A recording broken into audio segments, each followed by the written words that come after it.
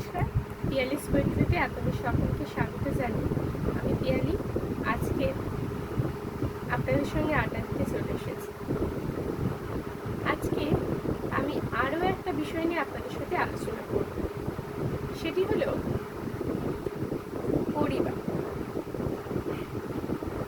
পরিবার আছে বলেই আমরা হয়তো বুঝতেই পারি না যে প্রত্যেকটি মানুষের পরিবারে বাবা, মা, দিদা, দাদু, ঠাকুমা, ঠাকুরদাদা সকলেরই অবদান রয়েছে। সেই পরিবারেই আমরা ছোট থেকে বড় হয়েছি।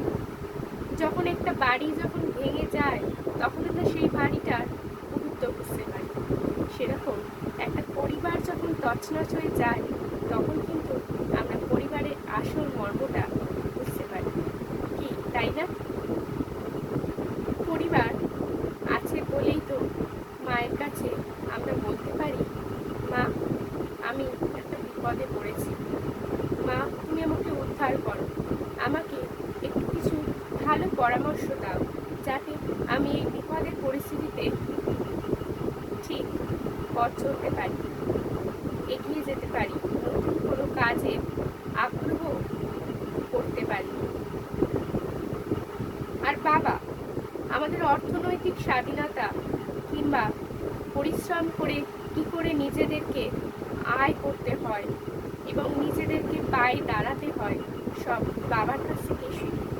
আবার পরিবারে আরেকটি মানুষ যার কথা না বললেই নয়, হয়তো ভাই। পরিবারে একটা ছোট্ট ভাই থাকলে আমরা অতটা গুরুত্ব করি না, কিন্তু কখন যেন সেই ভাইটিও একসময় বড় হয়ে যায়।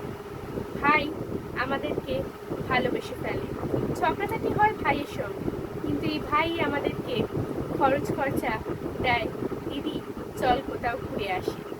সেই ছোট্ট ভাইটাও একদিন নিজের পায়ে দাঁড়াতে শেখায়। আরেকটা মানুষ, সেও কিন্তু আমাদের কাছে পরিবারে সমান ঠাকুরদাদা। ঠাকুরদাদা আমাদের ছোটবেলায় নানান রূপকথার গল্প কিংবা অনেক মজাদার কিছু স্মৃতি, পুরনো ছোটবেলার সেই সমস্ত কিছু আলোচনা করে। তখন আমরা গল্প কথার কাহিনীতে মনোযোগ সহকারে শুনি এবং সেগুলো মুখস্থ করে ফেলি। এই ঠাকুরদাদাই আমাদেরকে সেসব পুরাণের কথা বলে কিংবা গল্প কাহিনীর জগতে নিয়ে যায়। আরেকজন মানুষ আছে যার সঙ্গে পরিচয় না হলেই নয়, তিনি হচ্ছেন ঠাকুমা। এই ঠাকুমাই কিন্তু মায়ের পরে আমাদেরকে শেখান যে কিভাবে চলতে হয়। বড় হয়ে নতুন করে আমরা বিবাহিত জীবনে কিভাবে চলব, কিংবা ঠাকুমাই আমাদেরকে ঘর সংসার করা পূর্ণ বাটনা ছোটোখাটো নানান মেয়েলি ব্যাপারগুলো আমাদের শিখিয়ে পড়িয়ে দেন, যাতে ভবিষ্যতে আমাদের কোনো কমতি না থেকে যায়, কিংবা আমরা সমস্ত মেয়েরা যাতে পরিপাটি করে সংসার করতে পারি। হ্যাঁ,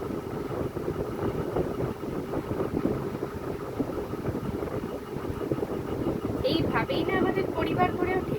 হ্যাঁ, প্রত্যেকটি মানুষই আমাদের কাছে পরিবারে এক একটি স্তরের মতো, যে স্তরে না থাকলে আমরা পরিবারের আসল গুরুত্ব বুঝবো না, এবং প্রত্যেকটি স্তরেই আমাদের পা দিয়ে চলতে হয়।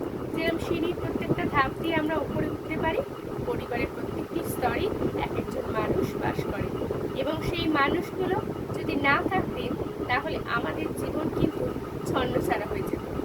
জীবনে চলার শক্তি এই পরিবারের মানুষগুলো বোঝান। বিপদে কখনো থেমে থাকবো না কিংবা পিছু পা হব না। খারাপ সময় যতই আসুক না কেন, ভগবান আমাদের ঠিক উদ্ধার করবে। আর পরিবারের মানুষের কাঁধে হাত দিয়ে আছে বলেই না আমরা নিজেরা স্বচ্ছন্দে পথ চলতে পারি, নিজেদের প্রত্যেক দিনের কাজের রসদ জোগাতে পারি। আচ্ছা, এখানেই শেষ করছি আজকে আমার এই ভিডিওটা। যদি আপনাদের পরিবার সম্পর্কে এই কথাগুলো আপনাদের ভালো লেগে থাকে তাহলে অবশ্যই আমার চ্যানেলটিকে সাবস্ক্রাইব করে দেবেন এবং লাইক ও শেয়ার করতে ভুলবেন না। টাটা।